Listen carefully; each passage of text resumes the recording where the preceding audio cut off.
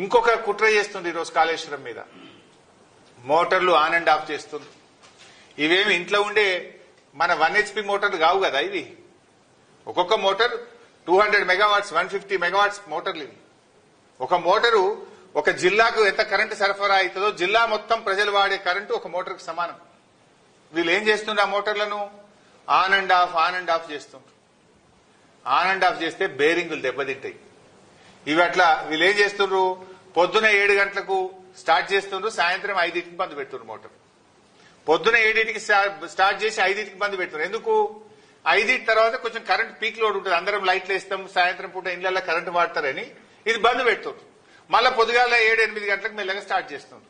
ఇట్లా రోజుకు 2 సార్లు ఆన్ అండ్ ఆఫ్ చేస్తే మోటార్ల బేరింగులు దెబ్బతింటాయి, మోటార్లు పనికి రాకుండా అవుతాయి. ఇంజనీరింగ్ నిపుణులను అడగండి, ఎక్స్పర్ట్స్ ని అడగండి. ఇప్పటికే BHEL మిమ్మల్ని హెచ్చరించింది. మోటార్లు సరఫరా చేసిన BHEL రాష్ట్ర ప్రభుత్వాన్ని హెచ్చరించింది.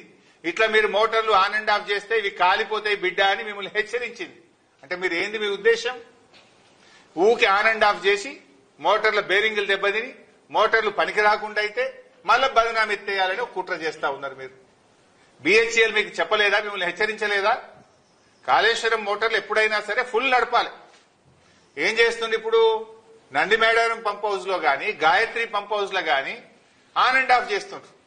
ఓసారి ఉత్తమ్ కుమార్ రెడ్డి రేషన్ కార్డులు వంచడానికి చొప్పదండి పోయిండు. జనం తిరగబడతారు, నీళ్లున్నాయి, మోటార్లు ఎందుకు ఆన్ చేస్తలేవని పొద్దుగాలు ఆన్ చేసిండ్రు. ఉత్తమ్ కుమార్ రెడ్డి హెలికాప్టర్ దిగి రేషన్ కార్డులు పంచి మళ్ళీ హెలికాప్టర్ ఎక్కగానే మోటార్లు బంద్ చేసిండ్రు. మొన్న ఓ రోజు కూడా మోటార్లు పొద్దుగాలు ఆన్ చేశారు, సాయంత్రం బంద్ చేసిండ్రు.